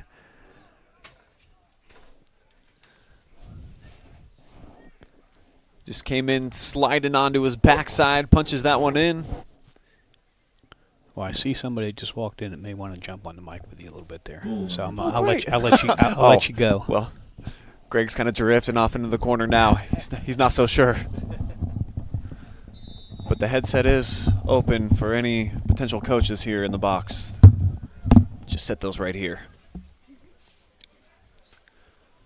Maybe some of you Crestview guys? Anybody want some action on the mic? Yeah, I already got my action. That's what I was saying. Get Mike Pond. Mike Pond looks like he wants to come participate. Oh, here we go. So Mike Pond of Crestview joining us now and having this held at your facility. I guess any obligations for you today?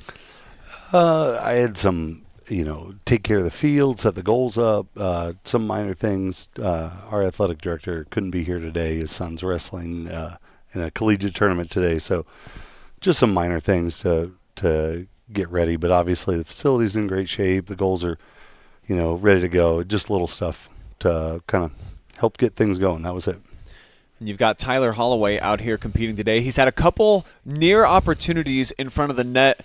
Just how much are you kind of on the edge of your seat every time he's been getting a chance so far? Obviously I want to hear his name over the speaker a couple more times. He's my kid, and watched him grow up and play, and here we are senior year in the last game. So you always want what's best for those kids and want to see the name on the scoreboard and the announcement one more time. But what hasn't happened yet, hopefully here in the next 13 minutes we can get one. Oh, almost a goal there. And the offenses for both sides really have been fun to watch. You're not quite sure what you're going to get with a bunch of guys from several different teams. Obviously, there's a few that have like 5-6 players out there, but it's been pretty cool to see some of these guys from the midfield playing with brand new teammates and how they've been able to mesh so far. Yeah, it's you work on a goal there. Looks like we're going to get another one for the Dark team. I don't even know exactly what happened there. It looks like an own goal. They're definitely giving player there a hard time if it's an own goal. Yeah, we'll run back the replay and see what happened here. Let's get to the bottom of this. Oh yeah, just trying to go for a clearance and then smashed it right into the back. But midfield and anytime you deal with this, a lot of kids playing from different teams and in an all-star capacity, they're just trying to get used to who they're playing with, and it's good to see that they're all having a good time and everybody's happy and enjoying it. So certainly good to watch them out here and trying to build some chemistry with the kids that they don't normally play with, they normally play against. I'm sure a bunch of these kids play in club teams together and know each other from that, but certainly it's good to watch a little bit of enjoyment and some entertainment from the seniors here as they finish off their high school career here at Crestview. You can definitely tell that they're having a lot of fun out here, and guys playing in different positions and a chance to be just a little bit more of an individual threat. I think you see, obviously, in these all-star games, everybody wants to have one of those like ooh and ah type of moments, and several of these kids, they're taking those one-on-ones to heart, and a lot of them have been delivering. Yeah. Well, I mean, obviously these are the best kids from the area. You got a whole list of all Ohio players that are out here participating. That's gonna be a challenge for anybody. You're not going to see 9 all Ohio players playing normally during the course of a game. So certainly fun to watch all the kids. We're going to have to send somebody after that ball for sure.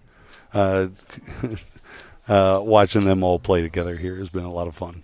You see any teams this year that you kind of thought were like all-star teams out there during the regular season?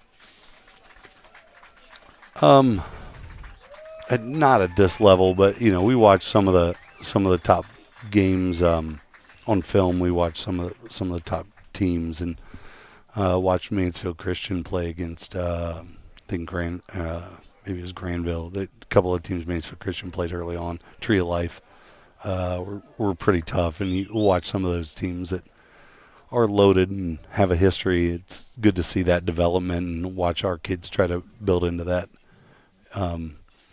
Teams that we played here in the area, there were some obviously some pretty quality teams. Mansfield Christian was pretty loaded this year, and Central Christian over from Kidron they had a whole list of kids that were good, and you could pick out the top kids in the area. Heidel kid from Huron was very talented and earned his district player of the year and all of those things very well this year. So check this out, Coach. A little juggling act and then going for the bicycle whip.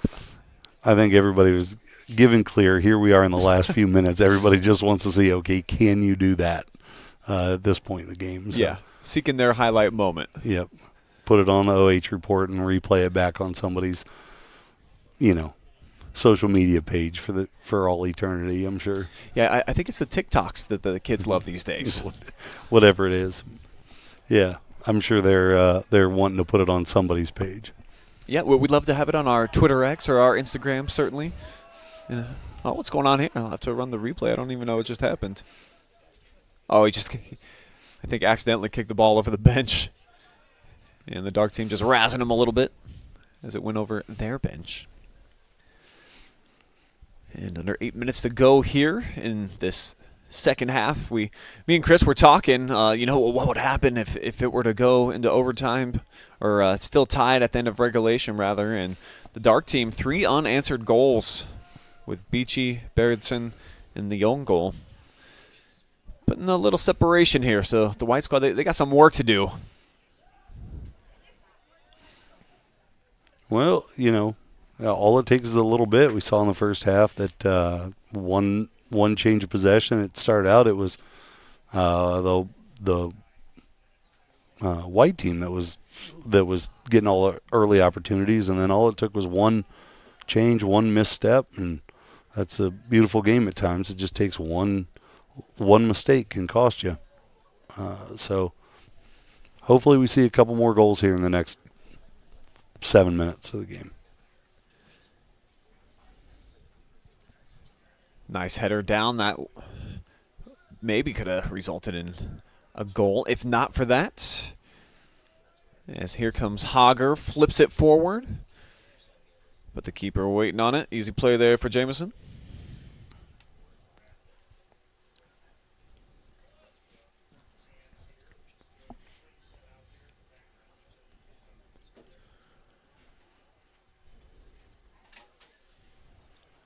Final 6.5 minutes now of the All-Star Game. All seniors out here. Final time. They will strap on the boots as high school athletes. Some of them will be moving on, of course, to the collegiate ranks. But for the most of them, this might be the final competitive game that they play in soccer. When you put it like that, it's almost kind of bittersweet. But a sweet move right here.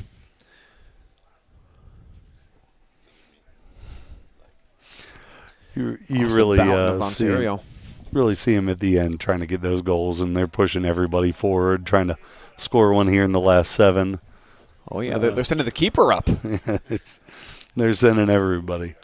and that's fun to watch. They're having a good time doing it. So we're going to get a corner kick on the far side of the field, but we got Will Jamison out of net.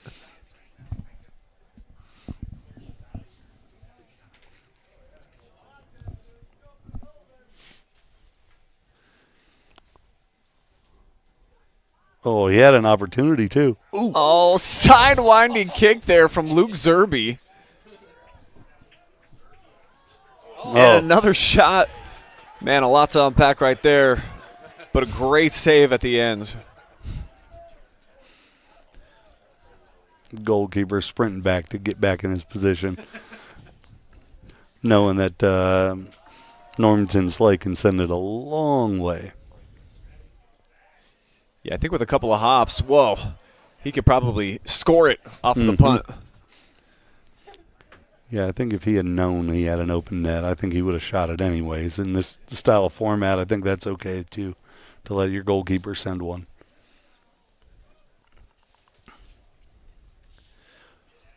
Well, Coach, I was asked who my pick would be for the MVP today. Anybody stick out in your mind? No, I missed a little bit in the middle of the game, so I missed a couple of goals. So I'm probably not the person to make that call. I had a couple other duties I had to do as a coach today, get a couple extra programs and some things, so I wasn't able to see the entire game. I don't think I'm the one to make that call.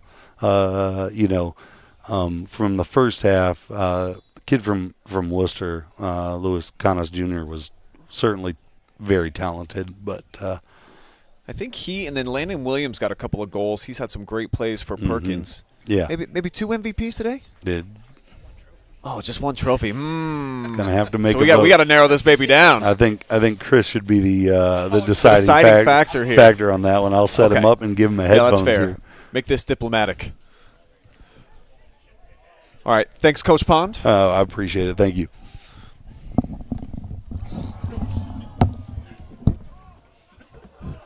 Oh, I didn't even see what happened. I got to run this back. Missed it by a mile.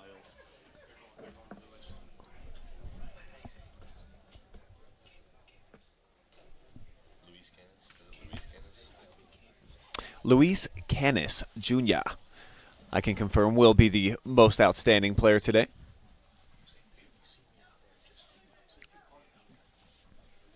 Two-goal performance, both for the white team.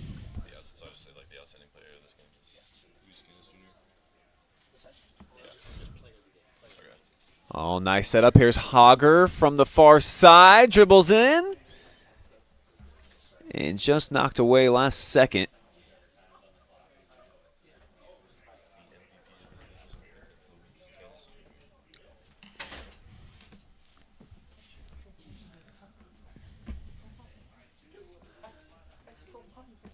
Dark team well in control here with a 3-goal cushion in the final couple of minutes of action.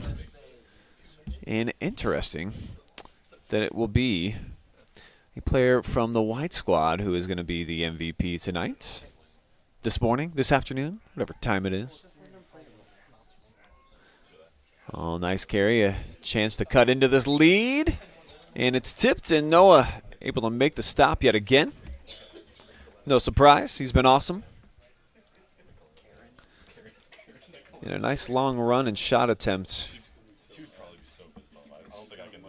They're from Austin Boughton.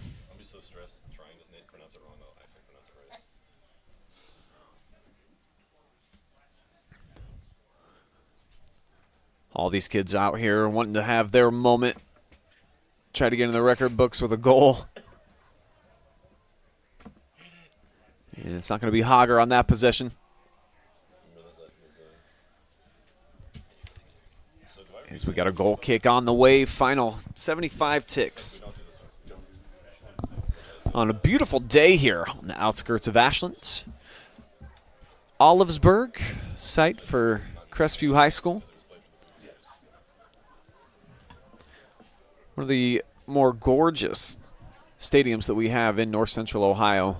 Got this new turf, 3 years old. They got the awesome lights. It's a cool place all the way around. This one chipped into the box. Jameson waiting on it and almost got tackled. It is football season. I think That's too many Th- people. This might not be 11 on 11 right now. I don't see a single dart player on the bench. Yeah, I think everybody. everybody on the dark roster's out there. Peter Tem letting Chris Laux know that's just how they're going to roll here at the end. Trying to pour it on. We got a second ball that's rolled out onto the field. So they're playing one game at one end, one game down here. This is the one that matters. And that will wrap things up here. 5-2, the Dark Squad coming away with a victory. 3 unanswered goals in the second half. We are going to step aside. We will be back with some post-game coverage that will include an interview with our most outstanding player from Worcester. We'll hear from Luis Canis Jr. and wrap things up. Get ready for the second half of our All-Star doubleheader right after this.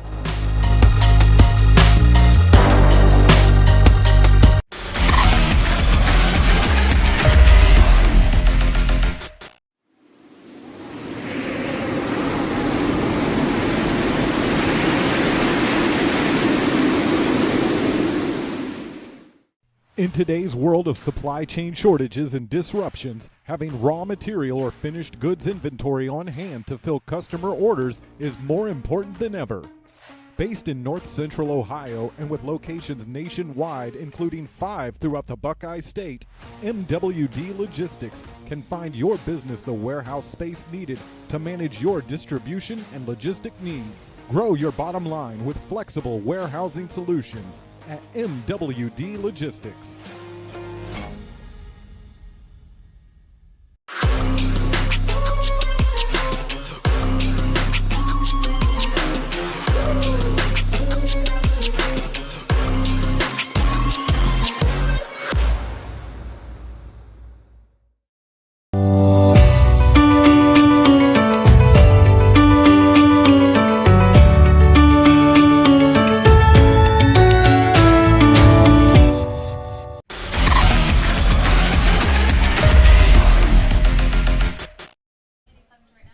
Back here at Crestview High School, 5-2 the final score, and it's time for the MVP award.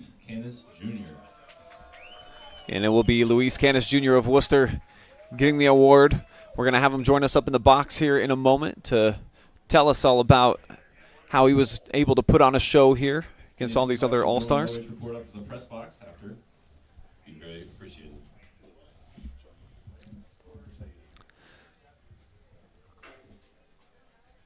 So congratulations to Worcester's Luis Canis Jr. Canis Jr. If you could please come up to the press box for an interview. All right, so we'll take a quick commercial break, and we'll be back with that gentleman right there. It's on his way.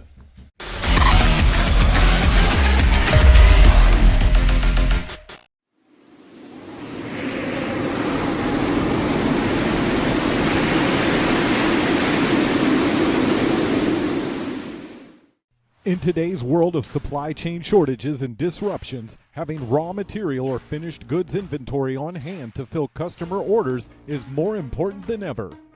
Based in North Central Ohio and with locations nationwide, including 5 throughout the Buckeye State, MWD Logistics can find your business the warehouse space needed to manage your distribution and logistic needs. Grow your bottom line with flexible warehousing solutions at MWD Logistics.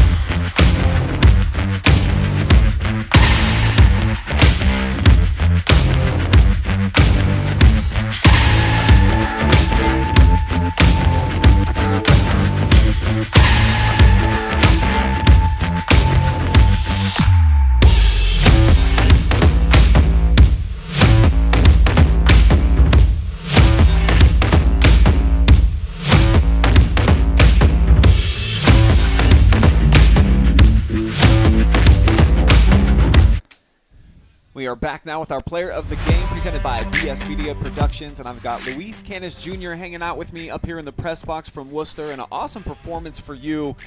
First, just tell me about getting the nomination for the MVP and just what that means to you personally. No, it's an amazing feeling, of course. Getting an award is always outstanding, but of course I have to give it to my team, to my teammates who helped me get the award, and like always, working as a team. And even though we had the loss, unfortunately, but of course, scoring 2 goals is always amazing. Yeah, silver lining in there, of course, and you had some shake and bake there in the first half, and then certainly at the beginning of the second. So just tell me about just being out there and trying to put all your foot skills to use, because on the all-star level, I mean, obviously you got to showcase what you can do, right? Absolutely, no. It's always amazing to come out here and play with other all-star type caliber players and show your skills off, especially working with the 1-2s and maybe being a little bit creative and maybe finding that awesome goal, and of course the celebrations and everything. So it was a pleasure to be out here today. Yeah, the celebrations you don't get to do during the regular season, were those impromptu, or is that something you guys talked about before the match? We definitely planned to do it. A couple of Lexington players on the other team, so we had to joke out there. So yeah, I can appreciate that for sure. Well, moving forward, what's next for you in terms of soccer? Are you planning to play at the next level? I am planning on playing in college. The goal is pro, but of course we're taking steps towards that. I'm playing club at Force this upcoming season, so we're going to see how that goes and then where I can go from there. Yeah, it's a great program, so I'm sure that you're going to be doing some great things there as you move forward, and would love to see you at the pro ranks one day. But like you said, one step at a time. You took one in the right direction today, being our MVP. Before we wrap it up, if you want to look in the camera and give any shout-outs to anybody who helped get you in this position.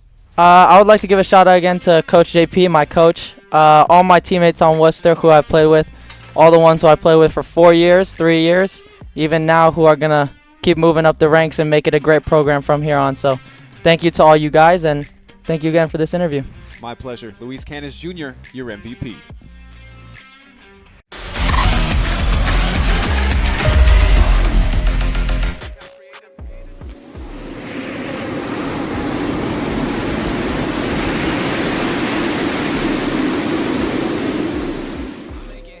In today's world of supply chain shortages and disruptions, having raw material or finished goods inventory on hand to fill customer orders is more important than ever. Based in North Central Ohio and with locations nationwide, including 5 throughout the Buckeye State, MWD Logistics can find your business the warehouse space needed to manage your distribution and logistic needs. Grow your bottom line with flexible warehousing solutions at MWD Logistics.